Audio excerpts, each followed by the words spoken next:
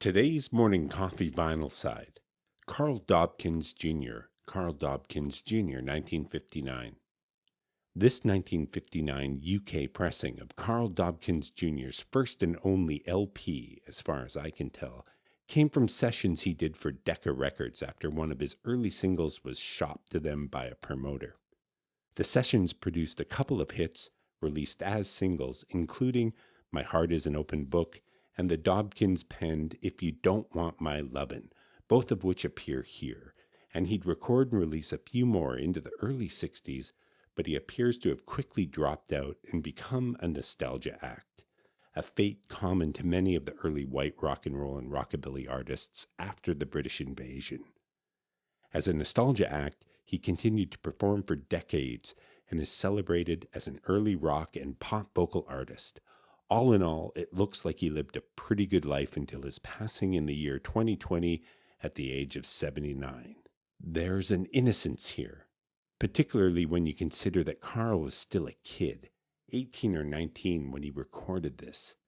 There's an earnest enthusiasm baked into the aesthetic. I'd normally be suspicious of the lie that 1950s America tried so hard to project.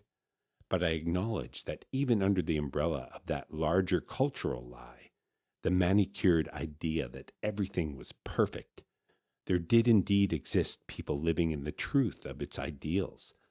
I don't know why, but I think Carl came from and lived that kind of life. In the history of my own family, the 50s holds many secrets, on both my maternal and paternal sides. So many traumas, tragedies, and mysteries. Stuff I'm still learning about and uncovering. Every time I drop the needle onto a groove, I'm aware that I might be about to take a trip back in time and that I could find myself opening very unexpected doors. Finding an album that seems unburdened by darkness, unburdened by artifice, even unburdened by my own emotional response is a surprise. I feel its lightness and levity. And I pause to consider this, the 1960s being a decade of deconstruction and reckoning.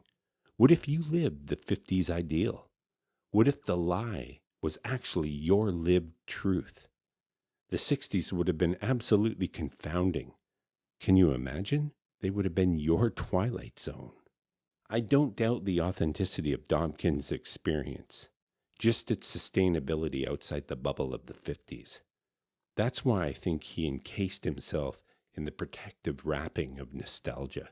But that might just be my fantasy too, that the lie that was sold to me about the 50s in my own family was true for someone.